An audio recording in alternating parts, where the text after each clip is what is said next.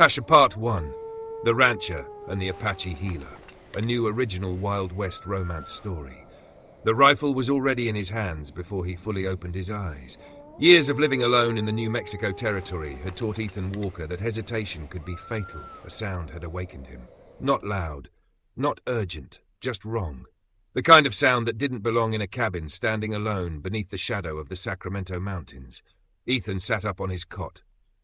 The room was still dark except for the pale grey light creeping through the eastern window.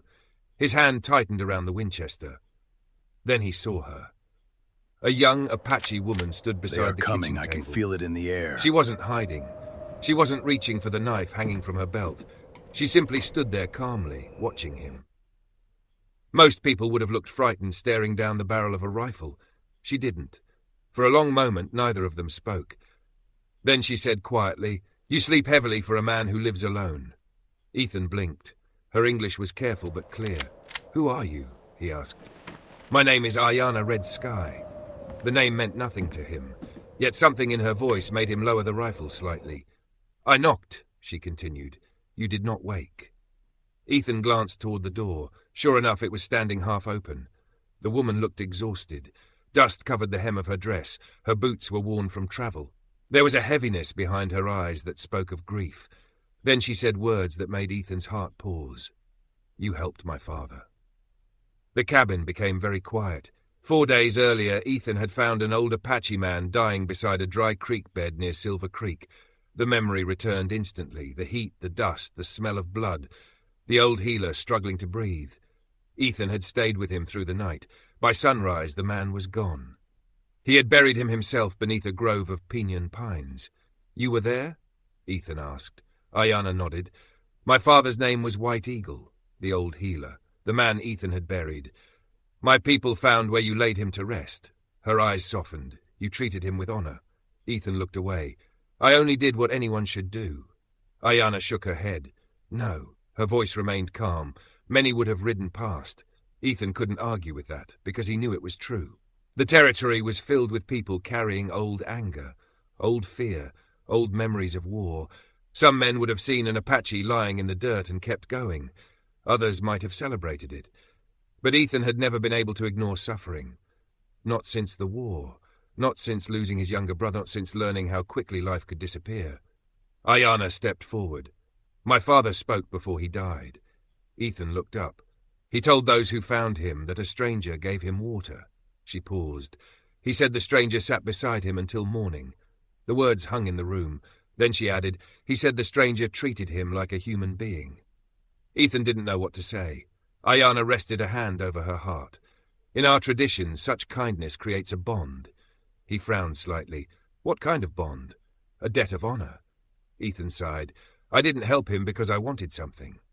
"I know." A faint smile touched her lips. "That is why I came."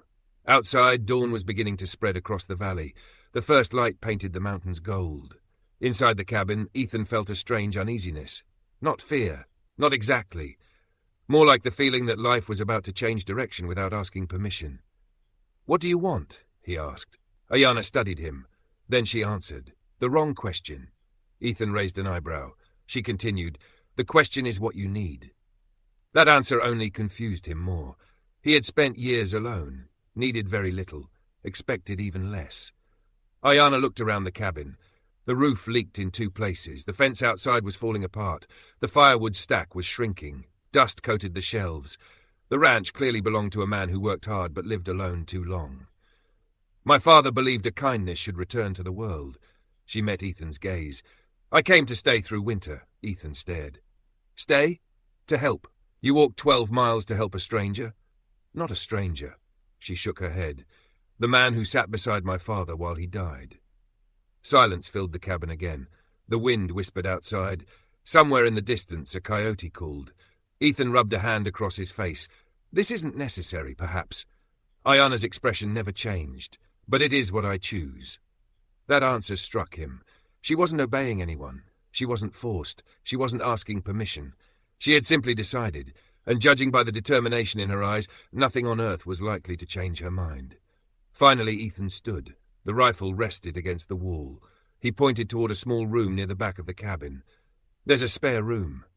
Ayana nodded. I saw it. It isn't much. It is enough. For the first time since arriving, she smiled, not a large smile, just enough to soften the sadness in her face. Something unexpected happened inside Ethan then. Not love. Not attraction. Not yet.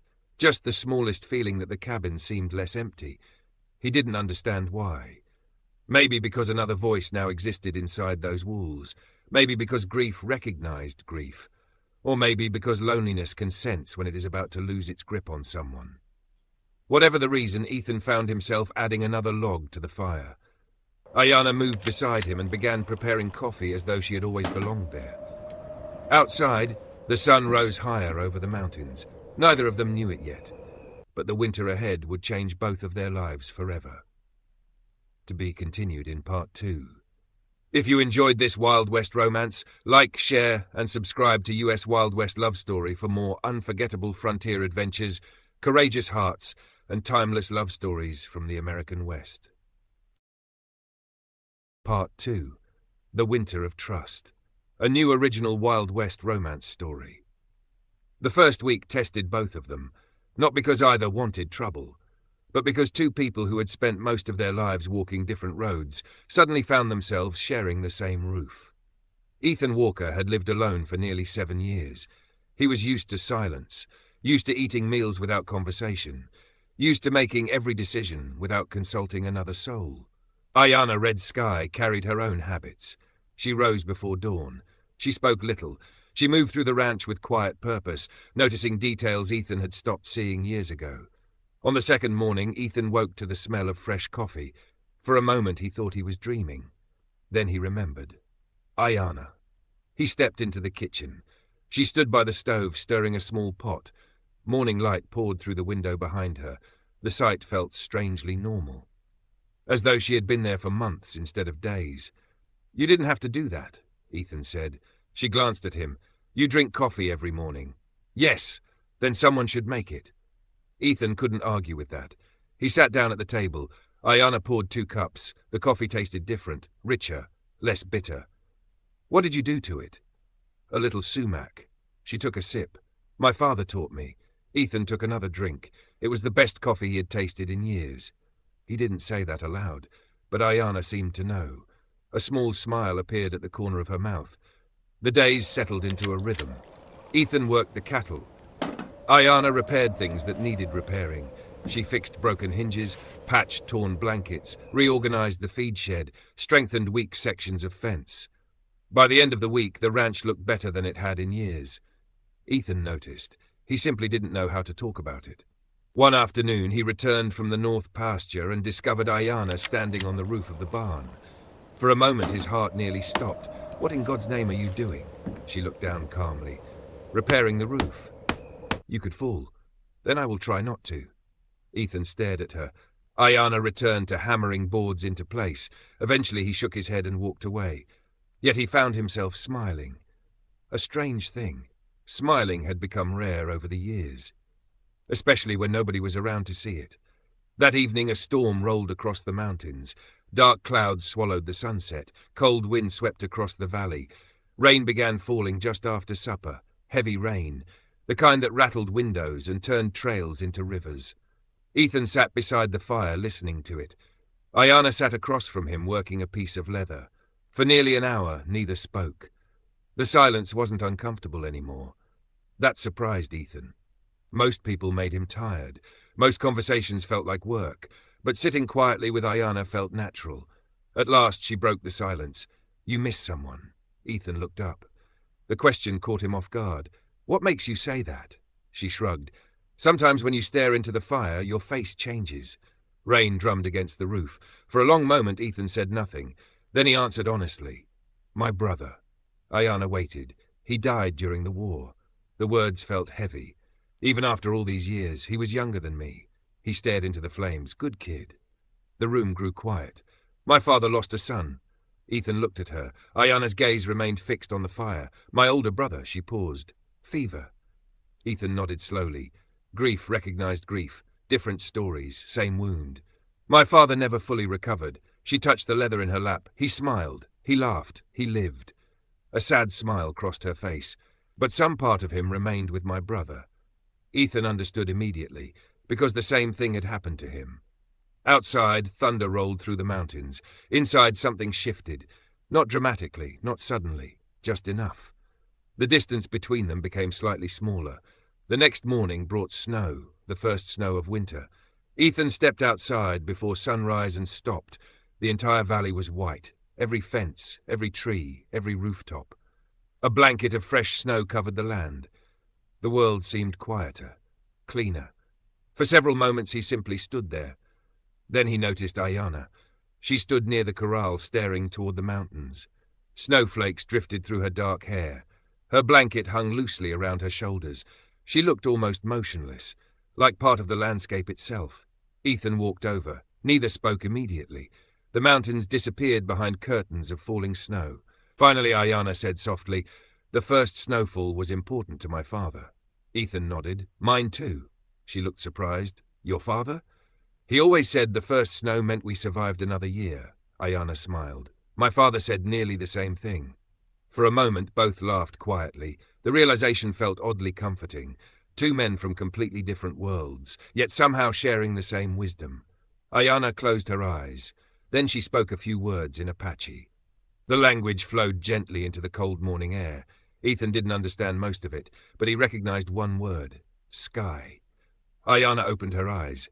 "You remember?" "I try."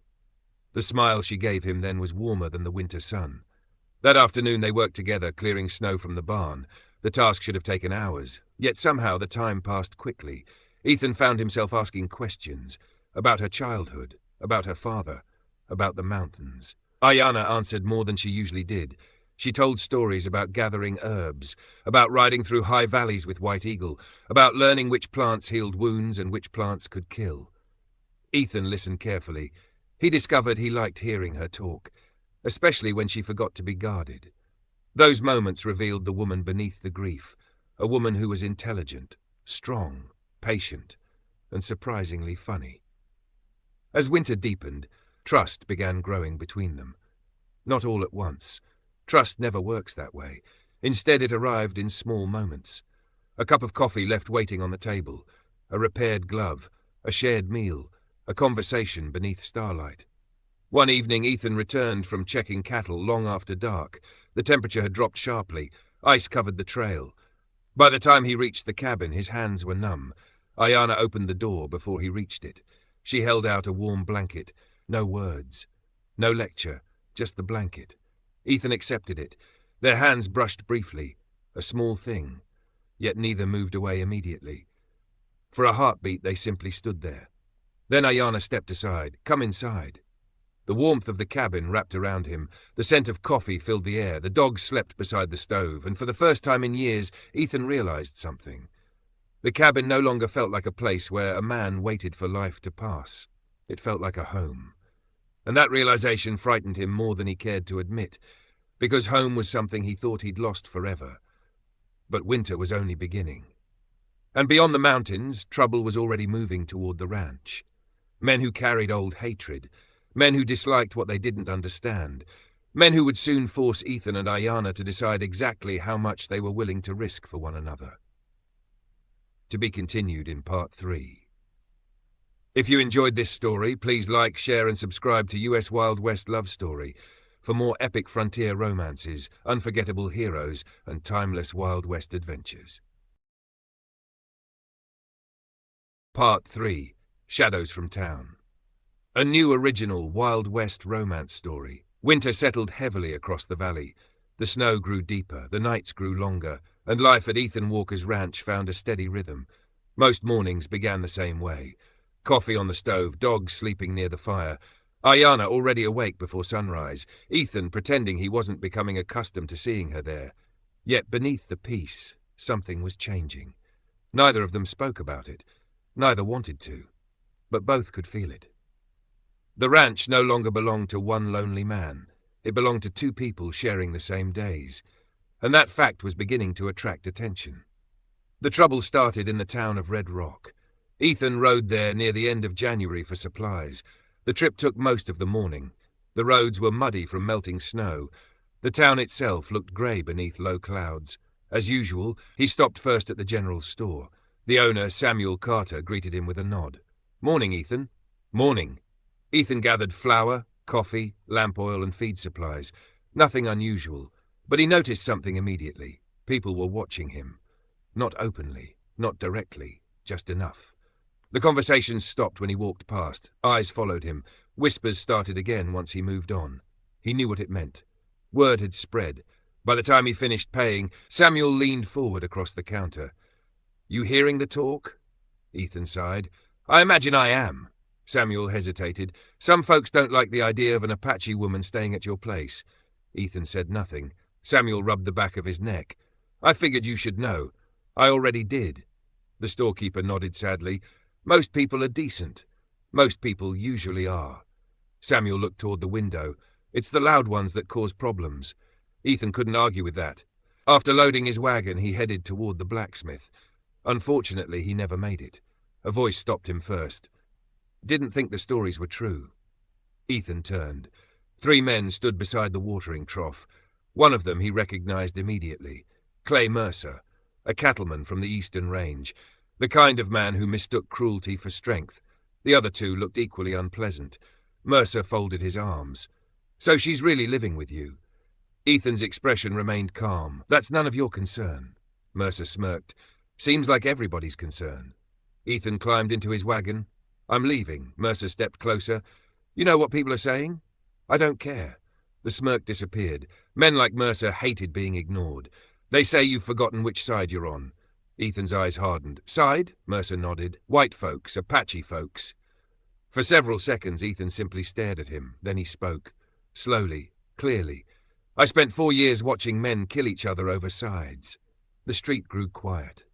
"And I learned something." Mercer frowned. Ethan continued.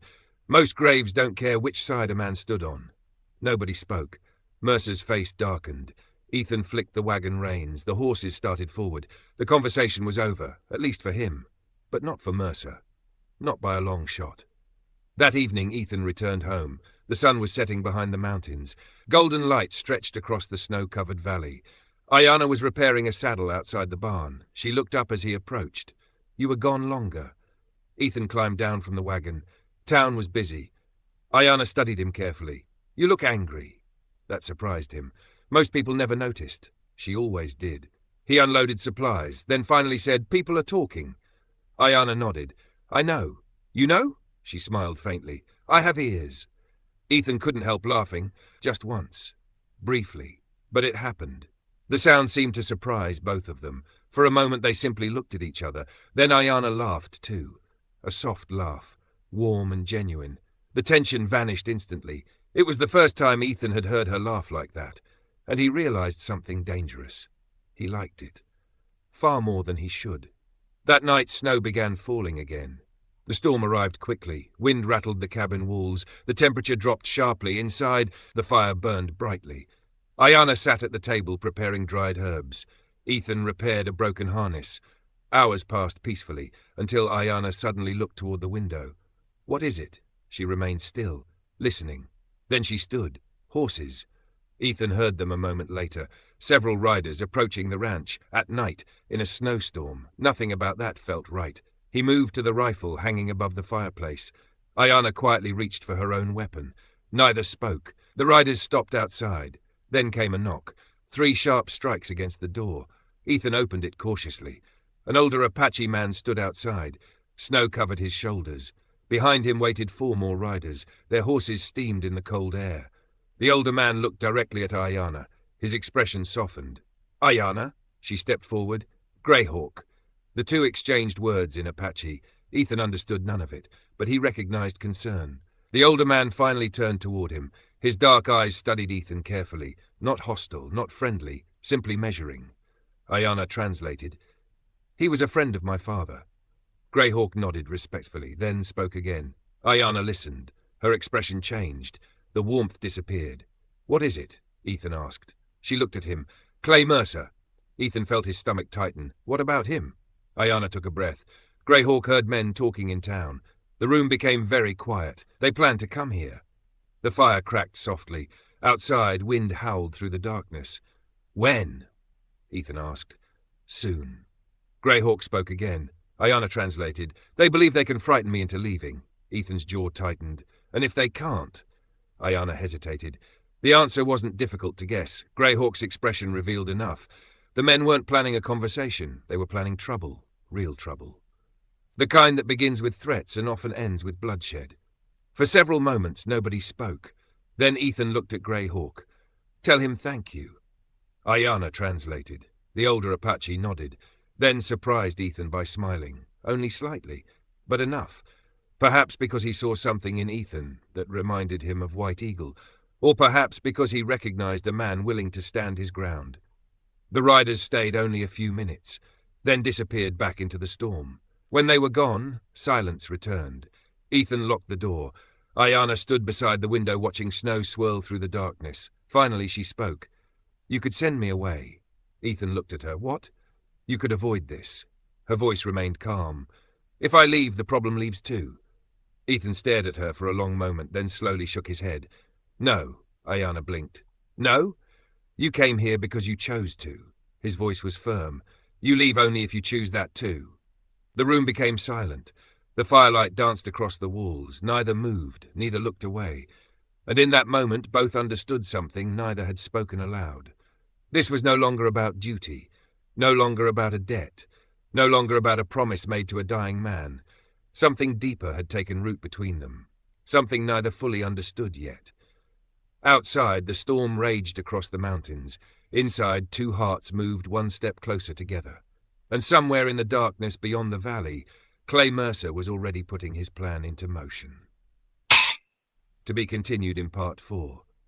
Enjoying the story? Like, share and subscribe to US Wild West Love Story for more unforgettable frontier romances, brave cowboys, strong heroines, and epic Wild West adventures. Part 4. The Man Who Stood His Ground. A new original Wild West romance story. The warning from Greyhawk lingered over the ranch like a storm cloud. For the next several days, Ethan Walker found himself watching the horizon more often than usual. Not because he was afraid. Fear was something he had learned to live with years ago, but experience had taught him that trouble rarely announced itself twice. The valley remained quiet. Snow covered the land. The mountains stood silent beneath pale winter skies. Yet Ethan could feel something approaching. Ayana could too. She never said it directly, but he noticed how often she paused while working to scan the ridges, how she listened to distant sounds, how her hand occasionally rested near the knife at her belt. She expected trouble, and that alone told Ethan enough. One morning, nearly a week after Greyhawk's visit, Ethan woke with a pounding headache. At first he ignored it. That was his usual solution for most problems. By midday he felt worse. His muscles ached, his chest felt tight, the cold air seemed heavier than normal. Still he said nothing. Ayana noticed immediately. She always noticed. You are sick. Ethan continued repairing a gate. No, you are. I'm fine. Ayana folded her arms. You look terrible. Ethan almost laughed. Thank you. She wasn't amused. By evening he could barely stand. The fever had arrived. Hard. Fast. The way mountain illnesses often did. Even then he refused to admit it. Ayana simply shook her head. Men are ridiculous. That was the last thing Ethan remembered clearly before the fever took hold. The next morning he woke on his cot. Blankets covered him. A wet cloth rested on his forehead. The room smelled faintly of herbs. Ayana sat beside the fire, grinding roots into a wooden bowl. She looked exhausted. Ethan, her voice carried relief. You're awake. His throat felt like sandpaper. What happened? You collapsed. Oh. Ayana gave him a look that suggested she wanted to say much more. Instead, she handed him a cup. Drink. What is it? Medicine. The taste was terrible. Absolutely terrible. Ethan made a face. Ayana looked pleased. Good? Good? If you hate it, I made it correctly. For the first time in 2 days, Ethan laughed. The sound quickly became coughing, but it was still laughter. Ayana smiled, daft, and Ethan realized how much he liked seeing that smile. The realization unsettled him, so he ignored it. As men often do, the fever lingered for 2 more days. During that time, Ayana barely left his side. She prepared medicines, changed cold cloths, kept the fire burning, made certain he ate. Ethan protested repeatedly. It accomplished nothing. Ayana simply ignored every complaint. On the 3rd morning, his fever finally broke. Sunlight filled the cabin. The worst had passed. For the first time in days, he felt human again. Ayana was asleep in a chair beside the cot. A blanket covered her shoulders. One hand still rested near the medicine bowl. She must have fallen asleep watching him. Ethan studied her quietly, the tiredness beneath her eyes, the determination that never seemed to leave her, the kindness she tried so hard to hide behind practicality. Something tightened in his chest. Not illness. Something else. Something far more dangerous. A sound outside interrupted the moment. Hoofbeats. Many of them. Ayana woke instantly. Years of wilderness living had sharpened her instincts. The two exchanged a glance, then moved toward the window. Ethan counted quickly. 8 riders, maybe 10. Coming from the North Road, his expression darkened. Clay Mercer rode in front. Looks like our visitors arrived. Ayana remained calm, though Ethan noticed her jaw tighten slightly. The riders entered the yard. Snow crunched beneath their horses. Mercer stopped near the porch. The others spread out behind him, not quite threatening, but close enough. Ethan grabbed his coat and stepped outside. Ayana followed. Cold winds swept across the ranch. Mercer's smile contained no warmth. "Morning, Walker." Ethan didn't return the smile. "What do you want?" Mercer glanced toward Ayana. "You know what I want." The silence that followed felt sharp. Several riders shifted uneasily. Even among Mercer's group, not everyone seemed comfortable. Ayana stood quietly beside Ethan. Mercer pointed toward her. "She leaves." "No." The answer came immediately. Mercer blinked, then laughed. "You sure about that?" "Yes." The laughter disappeared. Mercer's face hardened. "You think this is just your business?" Ethan met his stare. "It is." The wind whistled through the fences. Snow drifted across the yard. Nobody moved. Nobody spoke. Then another sound reached them. Hoofbeats. Many more hoofbeats. Mercer heard them too. His confidence vanished instantly. Everyone turned. Riders appeared along the southern ridge. Then more. And more. Apache horsemen, wrapped in winter blankets, watching silently from above. Grey Hawk sat at the front. Beside him were warriors, hunters, families, and elders. Not an army. A community. People who had come because they cared about White Eagle's daughter. People who had chosen to stand with her. Mercer's face went pale. The odds had changed dramatically. For several moments nobody said a word. Then Ethan stepped forward. His voice carried clearly across the frozen yard. "This ends today." Mercer remained silent. "You come onto my land." Ethan pointed toward the road. "You threaten people." His gaze hardened. "And you mistake fear for respect." The riders behind Mercer exchanged uneasy looks. Several seemed ready to leave already. Ethan continued. "Ayana stays because she chooses to." He glanced toward her. "Nobody decides that except her." Ayana looked at him quietly. Mercer opened his mouth, then closed it again. For once, he had no answer. Because the entire valley was watching. His own men, the Apache riders, and the man he had underestimated from the beginning. Finally, Mercer turned his horse. Without another word, one by one the others followed.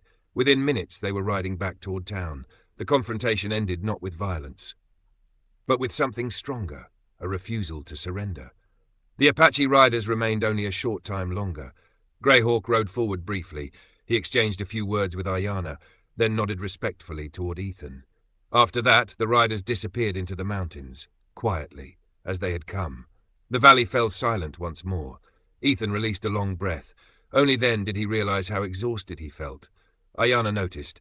"You should still be resting." "Probably." She smiled. "Definitely." For a moment, neither moved. The winter sun shone across the snow. The danger had passed, at least for now. Then Ayana looked at him, her expression softer than he had ever seen. "You stood for me," Ethan shrugged. "You would have done the same." "Yes." The answer came immediately. Neither looked away, neither needed to. Because both finally understood the truth. The bond between them had become something far greater than gratitude, something stronger than friendship, something neither could ignore much longer. But spring was coming, and with spring would come decisions, decisions capable of changing both of their lives forever. To be continued in Part 5. If you enjoyed this Wild Wild West romance, please like, share, and subscribe to US Wild West Love Story for more epic frontier adventures, unforgettable heroes, courageous heroines, and timeless love stories from the American West. When spring arrived, a new original Wild West romance story. Winter began loosening its grip on the valley. The snow melted from the lower pastures first. Small patches of green appeared beside the creek. The days grew longer, the air softened, and with every sunrise, spring moved a little closer. For Ethan Walker, that should have been a good thing. Winter had been hard. The ranch needed repairs, the cattle needed attention. There was work everywhere. Yet, as spring approached, a quiet uneasiness settled inside him. Because he remembered something Ayana had said on the morning she arrived. She would stay through winter. Then she would decide. At the time, Ethan hadn't thought much about it. Now he thought about it constantly. He never asked, never mentioned it. But the question followed him everywhere. Would she leave? The possibility bothered him more than he wanted to admit. One afternoon he found himself staring across the pasture instead of repairing a broken fence. The hammer hung uselessly in his hand. His thoughts were somewhere else entirely. Ethan. He looked up. Ayana stood nearby carrying a basket of herbs. You missed the nail. Ethan glanced down. Sure enough, the nail sat untouched. He had struck empty wood 3 times. Ayana's eyes sparkled with amusement. You are distracted. No, you are. I'm working. Barely. Ethan sighed. Ayana smiled. The smile vanished almost as quickly as it appeared. Because she understood something. She knew why he was distracted, and she wasn't certain how to begin the conversation either. That evening they sat outside near a small fire. The sunset painted the mountains gold and crimson. The dogs slept nearby. For a long while neither spoke. The silence wasn't uncomfortable. It never was anymore. Eventually Ayana broke it. My father used to say spring reveals the truth. Ethan glanced toward her. What does that mean? She poked at the fire with a stick. Winter allows people to hide. The flames shifted. Spring asks what remains when hiding becomes impossible. Ethan understood immediately. The conversation wasn't about seasons. Not really. The fire crackled softly between them. Finally he asked the question he had been avoiding. When are you leaving? Ayana looked at him. For several seconds she said nothing. Then she asked quietly, Do you want me to leave? The question hit harder than he expected because the answer came instantly. No. Ayana's eyes softened. The words hung between them. Simple, honest, impossible to take back. Ethan stared into the fire. I got used to you being here. A small smile touched her lips. That is a very Ethan Walker way of saying something important. He laughed softly. Probably. Ayana watched the flames. I stayed because of my father. She paused. At first. The wind moved gently through the valley, but that is not why I remain. Ethan's heart beat a little faster. Neither spoke for several moments. The mountains stood dark against the evening sky. Stars began appearing overhead, one by one. Finally, Ayana turned toward him. My decision was made weeks ago. Ethan looked up. She met his eyes. I simply waited for you to be ready to hear it. The firelight reflected in her dark eyes. What decision? Ayana smiled. The answer came quietly. I am staying. The world seemed to stop. Not literally. The wind still blew. The fire still burned. The dogs still slept beside them. Yet everything felt different. Ethan released a breath he hadn't realized he was holding. Ayana noticed. Her smile grew.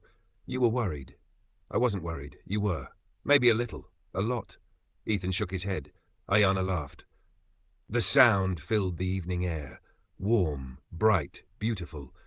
Ethan realized he would happily spend the rest of his life hearing that laugh. The thought startled him. Then came another realization. He didn't want a life without her in it. Not anymore. The understanding arrived quietly, without drama, without warning, but once it arrived, it refused to leave. Ayana seemed to sense it. She always sensed things. My father told me something once. Ethan listened. He said the strongest bonds are not created in a single moment. She looked toward the stars. They are built one ordinary day at a time. The words settled over them, one ordinary day at a time. Coffee in the mornings, work in the fields, shared meals, long conversations beside winter fires, trust, patience, kindness, small moments that slowly become a life. Ayana reached into a small leather pouch hanging from her belt. Carefully, she removed a braided, beaded cord. Ethan recognized it immediately. White Eagle's cord, the one recovered from the healer's grave. Ayana held it gently. My father wore this for many years. The firelight danced across the colored beads. He believed some promises do not need witnesses. Ethan remained silent. Ayana slowly wrapped the cord around her wrist, then around his. Not tightly, just enough. A simple connection, nothing more. Yet somehow everything. Neither spoke. Words felt unnecessary. The mountains watched over them. The stars shone overhead. And for the first time in many years, Ethan Walker felt completely at peace. The loneliness he had carried since the war, the emptiness that had followed him across the territory, the silence that once filled every corner of his life, none of it seemed as powerful anymore, because someone sat beside him. Someone who understood grief, someone who understood strength, someone who chose to stay. Not because she owed him anything, not because tradition demanded it, not because of a promise, but because she wanted to. And Ethan finally understood that was the greatest gift anyone could give another person. A choice. Freely made, freely offered. The fire slowly burned lower. The night deepened. Ayanna rested her hand over the beaded cord. Ethan turned his hand and gently covered hers. Neither moved away, neither wanted to. Spring had arrived, and with it came the beginning of something neither had expected to find. A home, a future, and a love strong enough to bridge two worlds. The end. Thank you for joining Ethan Walker and Ayanna Red Sky on this Wild West journey of courage, healing, and love. If you enjoyed this story, please like, share, and subscribe to US Wild West Love Story for more unforgettable frontier romances, brave cowboys, strong heroines, and timeless adventures from the American West. Until next time, keep your heart wild and your spirit free.